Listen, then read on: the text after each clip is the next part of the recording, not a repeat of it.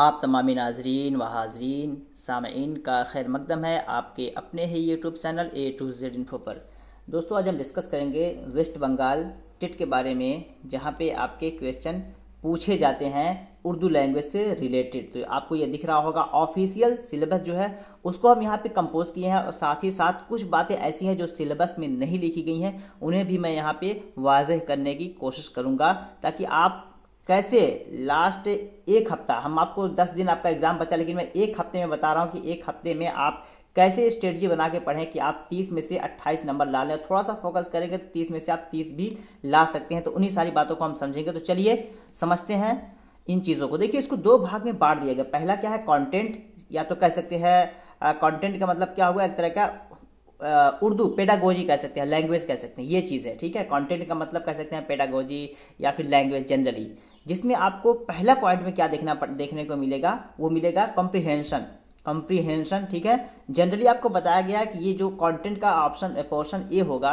उसमें आपके 26 निशानात होंगे, यानी ये आपके 26 क्वेश्चन से ये बनेंगे, 26 क्वेश्चन इसके बनेंगे। ठीक है, तो ये जाहिर सी बात है, टेट के जितने भी एग्जाम्स होते हैं उसमें 30-30 का रेशियो होता है। तो 30 नंबर का है जिसमें आपके 26 यहीं से बन जाएंगे। तो जिसमें आपको कॉम्प्रिहेंशन के कितने क्वेश्चन बनेंगे ये नहीं उसमें दिखाया गया, लेकिन यहाँ पे आप 55 का एस्टिमेट कर सकते हैं कि 5 क्वेश्चन आपके एक पैसे से बन जाएगा और दूसरे पैसे से 5 क्वेश्चन, इस तरह करके आप बन जाएंगे। सीटेट को अगर आप सिलेबस को थोड़ा ध्यान में रखेंगे तो आपको बिल्कुल बात वाज़ेह हो जाएगी। सीटेट का जो सिलेबस है उससे मैच खाता हुआ सिलेबस है। सीटेट के सिलेबस को अगर फॉलो कर रहे हैं तो बिल्कुल आप सही डायरेक्शन में आप जा रहे हैं। तो यहाँ पे पहला जो दिया गया है, देखिए, अनदेखा मतन अनसीन पैसेज, या इसको आप बोल सकते हैं गैर नजरी इक़्तिबास। ठीक है, इसका सही तर्जमा जो होता है गैर नजरी इक़्तिबास उर्दू में। मतन अनदेखा मतलब ये अपने अपने अच्छा नहीं लग रहा है, गैर नजरी इक़्तिबास आप सीटेट का सिलेबस में देखेंगे तो वो रहेगा। तो एक नस्र से रहेगा आपका। ठीक है, उसके बाद अनदेखा मतन, जिसको गैर नजरी इक़्तिबास कह सकते हैं, वो आपका किससे रहेगा, नज्म से। तो ये हो गया पहला पोर्शन जहाँ पे आपको 10 क्वेश्चन आएंगे। अब उसके अलावा आते हैं अगले पॉइंट की तरफ, जिसमें आपको क्या क्या पढ़ना है। यहाँ पे आपको पढ़ना है कवायद और ग्रामर, लेकिन ग्रामर का यहाँ पे एरिया जो है ज़्यादा है मुकाबिल। ठीक है, लिटरेचर का उतना ज़्यादा नहीं है जितना कि ग्रामर का है। तो ग्रामर के अंदर क्या क्या है, तो हम कह सकते हैं अब इस ग्रामर के अंदर जितने भी पोर्शंस दिए गए हैं आपके, ठीक है, इस ग्रामर के अंदर जितने भी पोर्शन यहाँ तक दिए गए हैं इसमें से कितने आएंगे, तो वहाँ तो आपके 10 नंबर आ गए। यहाँ पे आपके 16 सवालात आएंगे। तो आप कह सकते हैं आप कि इसमें जितनी भी बातें, जितने भी पॉइंट्स दिए गए सबको आपको पढ़ना पड़ेगा।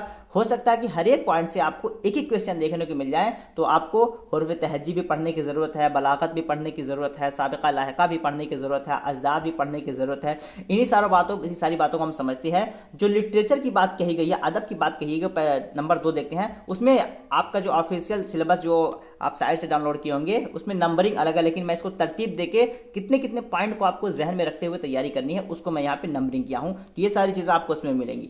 पहला क्या है, मुख्तलिफ शोरा, मुसन्निफीन और उनकी अदबी खिदमत, सवाना निगारी, असनाफ अदब, नस्र व नज़्र। चूँकि यहाँ पे लिटरेचर की बात कर रहा है। अब लिटरेचर का मतलब ये नहीं है कि आपको कदीम ज़माने हिंद आरियाई से जाना है, कुली कुतुब शाह का दौर देखना है। ठीक है, इतना कदीम नहीं जाना है, बल्कि आपको थोड़ा बहुत देख सकते हैं आप दिल्ली के बारे में, थोड़ा सा लखनऊ जो दबिस्तान है उससे, ठीक है, या वेस्ट बंगाल में अगर जो शोरा हैं तो उससे कह सकते हैं। तो ये अपने आप में बहुत डीप ये नहीं जा सकता है, कह सकते हैं इसके बारे में हम, लेकिन उसके अलावा फिर भी इसको देख सकते हैं आप। ठीक है, अगर आपको कमांड है, मैं तो कहूँगा कि अगर आपको लिटरेचर पे कमांड है, अगर अदब को आपको अच्छा है तो आप पढ़ सकते हैं, थोड़ा सा वैसे भी कर सकते हैं। अदरवाइज ये ग्रामर आप आसानी से कर सकते हैं। इससे रिलेटेड वीडियोस मेरे चैनल पे बहुत सारे पड़े हुए, मटेरियल भी पूरा अवेलेबल है, उसके बारे में हम बात करते हैं। नंबर 3 पे देखते हैं उर्दू ज़बान की मबादियात। ठीक है, उर्दू ज़बान की मबादियात कह सकते हैं कि जैसे उर्दू कहाँ से निकली है, हिंद से निकली है, महमूद शरानी का क्या कहना है, जैसे कह सकते हैं कि पंजाब से है, सैयद सलमान नदवी का सिंध से है, नवाहे दिल्ली से है, दक्कन से है, इस तरह करके बहुत सारे अक़वाल हैं। तो वो अक़वाल थोड़ा सा इल्म हिजा है, हुर्फ शमशी कमरी, इस पर वीडियो अपलोड है चैनल पे, देख सकते हैं उन्हें। ठीक है, और मैंने अपने स्टडी मटेरियल में भी इन चीज़ों को दे रखा है।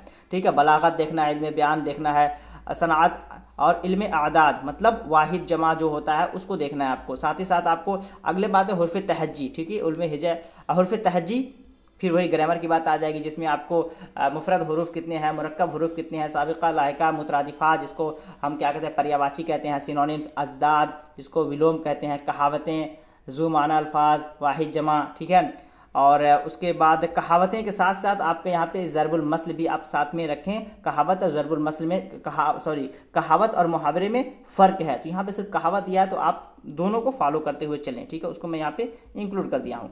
नीचे आते हैं मुज़क्कर मुअन्नस, आपको देखना है कौन सा लफ्ज़ मुज़क्कर है कौन सा लफ्ज़ मुअन्नस है, तो ये भी आपको समझना है। तो यहाँ पे मुज़क्कर मुअन्नस के साथ साथ आपको ये देखना है रुमूज़ औक़ाफ़ बहुत इंपॉर्टेंट है। क्वेश्चन मार्क हो गया आपका, और हर्फ अलामत इस्तेजाफिया इस तरह लग जाता है, ठीक है। फुल स्टॉप लग जाता है, वक्फ़ा लगता है, सकता लगता है, कौसैन लगते हैं, ठीक है। कौसैन जो होते हैं आपके डायरेक्ट इनडायरेक्ट बनाते हैं। तो ये सारी चीज़ें इस पर वीडियो मैंने अपलोड कर दिया है, आप देख सकते हैं। मानो बीएड उर्दू का जो प्रिपरेशन मैं करवाया था वहाँ पे ये चीज़ें वहाँ पे अवेलेबल हैं, उनकी मदद से आप कर सकते हैं। ज़रबुल अमसाल मुहावरे, जिसको ये भी आपको देखना है। तो ये बातें हो गई आपकी किससे, जो 26 नंबर का पोर्शन है, कितना 26 नंबर का जो पोर्शन है वो यहाँ से आपके कवर हो जाएंगे। साथ ही साथ आते हैं अगले पॉइंट की तरफ, और अगला पॉइंट आपका क्या है, मेथोडोलॉजी, जिसको आप पेडागोजी भी कह सकते हैं। क्या कह सकते हैं, पेडागोजी भी कह सकते हैं।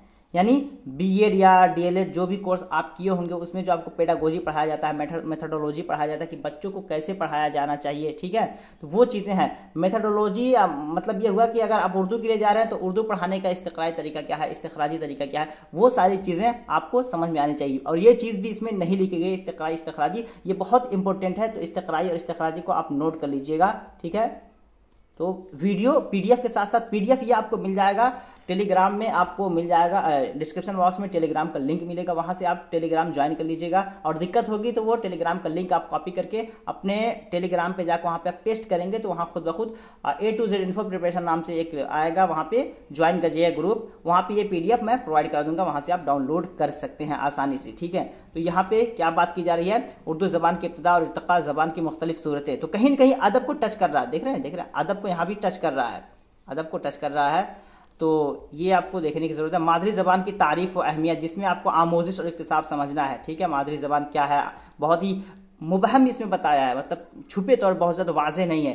तो इसको आप कह सकते हैं कि आमोज़िश और इक्तिसाब, ठीक है, जो कि सीटेट का भी कहीं न कहीं हिस्सा है। आमोज़िश और इक्तिसाब आपको समझ में आना चाहिए कि बच्चे रस्मी माहौल में कौन सी ज़बान सीखते हैं, गैर रस्मी माहौल में कौन सी ज़बान सीखते हैं, अपने दोस्त से जो बच्चे ज़बान सीखते हैं वो कौन सी है, स्कूल में जाके जो ज़बान सीखते हैं वो कौन सी ज़बान है। तो ये आपके आएंगे क्वेश्चन। देखिए क्वेश्चन तो आपके 6 हैं, इसमें से पूरा पेडागोजी मेथोडोलॉजी से सिर्फ 6 क्वेश्चंस आएंगे, लेकिन एक क्वेश्चन आपका सिलेक्शन रोक सकता है, एक क्वेश्चन आपका सिलेक्शन रोक सकता है, ये समझ लीजिए। एक क्वेश्चन से आपका सिलेक्शन होता है और एक क्वेश्चन से, एक सवाल के गलत होने से आपका सिलेक्शन रुक जाता है। तो इन बातों को जहन में रखते हुए तो आप आगे चले। तो ये आप देख सकते हैं कि आपको मिल जाएगा, स्पेशली अभी वेस्ट बंगाल जो टेट हो रहा है उस पर आपको मटेरियल मिल जाएगा, सीटेड वाले भी ले सकते हैं और अपनी तैयारी अच्छी कर सकते हैं। लास्ट आप 10 डेज़ नहीं बल्कि आप मेरे इस मटेरियल को फॉलो करके एटलीस्ट आप यूट्यूब को अगर फॉलो कर रहे हैं तो आप 5 to 7 डेज़, ठीक है, 5 to 7 डेज़ इतनी तैयारी कर लेंगे कि आप 28 आराम से आप उर्दू में स्कोर कर सकते हैं 30 में से। चलिए नेक्स्ट चलते हैं।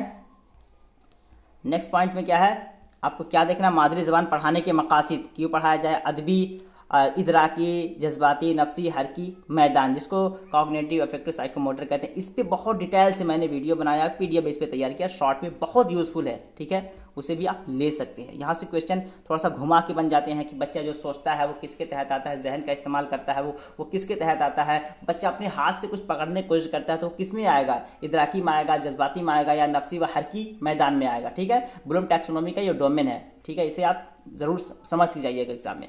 अगला देखते हैं, ज़बान की जमात वारी अव्वल ता पंजुम इस्तेदादी सलाहियत का फ़रोग़। चूँकि 1 to 5 के लिए अगर आप देखें तो ये अव्वल ता पंजुम कैसे पढ़ाया जाए बच्चों को, ठीक है, वो चीज़ आपको पता होना चाहिए। इस्तिक़राई इस्तिख़राजी, ज़बान पढ़ाने के लिए क्या है, क़वायद पढ़ाने के लिए क्या है, ये सारी चीज़ें। 5 नंबर में ज़बान की बुनियादी महारतें, सुनना, बोलना, पढ़ना, लिखना। इसमें आपका एक वर्ड बीच में डाला हुआ था, समझना, ठीक है, समझना, तो इसलिए मैं उसको हटा दिया हूँ यहाँ से, चूँकि ये सीक्वेंस आपका होना चाहिए। ये सीक्वेंस बहुत अहम है, खासकर ज़बान सिखाने के लिए। किसके लिए, खासकर बच्चों को ज़बान सिखाने के लिए ये तरतीब फॉलो किया जाता है, लिसनिंग, स्पीकिंग, रीडिंग, राइटिंग। तो ये फॉलो करना है। तो उसमें बीच में समझना दे दिया था, तो ऑप्शन में दे सकता है कि इनमें से कौन सी ज़बान सिखाने की तरतीब नहीं है, सुनना, बोलना, पढ़ना, लिखना, समझना, तो समझना निकाल दीजिएगा। ये LSRW आप याद कर लीजिए। जमात वारी इस्तेदाद का फ़रोग़, मतलब एक ग्रुप में पढ़ा रहे हैं और हर बच्चे के अंदर क्या इस्तेदाद, सलाहियत पैदा करना है।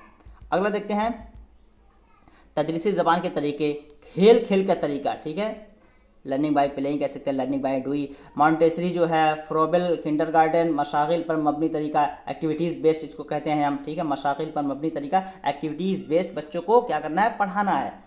एक्टिविटीज़ में आप कर सकते हैं कि कंपटीशन करा सकते हैं, स्पीच करा सकते हैं, गाना गवा सकते हैं, नाच पढ़वा सकते हैं, जो भी आप करना चाहें वो आप एक्टिविटीज़ आप करा सकते हैं। एक्टिविटीज़ के ज़रिए आप बच्चों को ज़बान सिखा सकते हैं। कहानी का तरीका, ठीक है, कहानी का तरीका क्या है कि पहले आप कहानी बच्चों को बता दें, फिर उसके बाद बच्चों से पूछे। अगर बच्चा सही बता रहा है इसका मतलब कि हाँ उसको कहानी में दिलचस्पी आ रही थी और सुन रहा था बढ़िया। सवाल जवाब का तरीका है मुबाहसाती, ठीक है, ये मुबाहसाती है, इसको आप मुबाहसाती या मुबाहसी कह लीजिए, ठीक है। मुबाहसी तरीका, मुकालमाती तरीका, निगरानी का तरीका, ये सब अपने आप में कह सकते हैं कि पेडागोजी को टच करते हुए आ रहा है। काफ़ी आसान है, डिफ़िकल्ट नहीं है, लेकिन हाँ आपको समझ होनी चाहिए इन चीज़ों के बारे में। अगर आपको समझ है तो आप आसानी से कर पाएंगे, नहीं समझ है तो आप गलती कर पाएंगे। आसान से आसान चीज़ें। अगला पॉइंट देखते हैं, तदरीसी व इक्तिसाबी आलात, ठीक है। TLM वगैरह आ जाएगा। अक़साम, पढ़ाने के क्या तरीके, जिस तरह इस्तिक़राई इस्तिख़राजी, ठीक है। तो ये आप एटलीस्ट ये समझें कि इस्तिक़राई इस्तिख़राजी ये दो तरीके हैं। मैक्सिज्म ऑफ टीचिंग पे मैं बना दिया हूँ वीडियो, मैक्सिज्म ऑफ टीचिंग जो होते हैं, ठीक है। पैराडाइम्स ऑफ टीचिंग जो है उस पर बना दिया हूँ। असेसमेंट पे वीडियो बन सकता है आपका, ठीक है।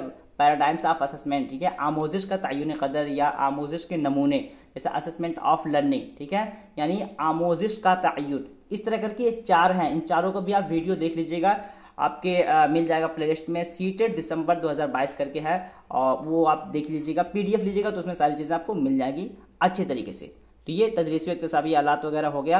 8 नंबर पे देखते हैं, ज़बान की तदरीस के निसाब व ज़ायद निसाबी सरगर्मियाँ, ठीक है। ज़बान की तदरीस का निसाब, जो ज़बान आप पढ़ा रहे हैं उसका निसाब कैसा होना चाहिए, फ्लेक्सिबल होना चाहिए, रिजिड होना चाहिए, यानी सहल होना चाहिए, लचकदार होना चाहिए, कठिन होना चाहिए, ये चीज़ें हैं। उसके अलावा फिर मनसूबाबंदी, जो लेसन प्लान हम बनाते हैं उसमें स्टेप्स भी पूछ सकता है आपका, लेसन प्लान में क्या क्या होते हैं, ठीक है।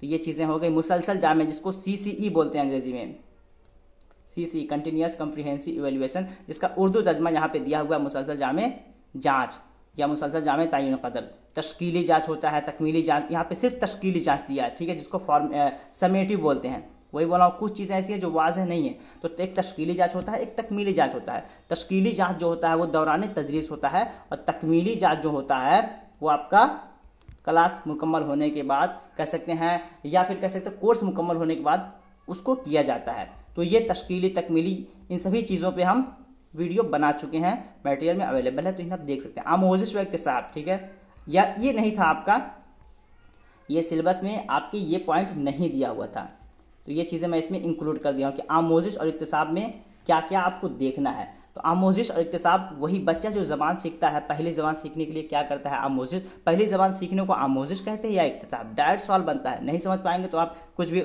आमोजिश बोल के आ जाएंगे, इक्तिसाब बोल के आ जाएंगे, सीखना बोल के आ जाएंगे, देखना बोल के आ जाएंगे। तो ये क्लियर होना चाहिए, वरना एक एक नंबर आपके लिए इम्पोर्टेंट है।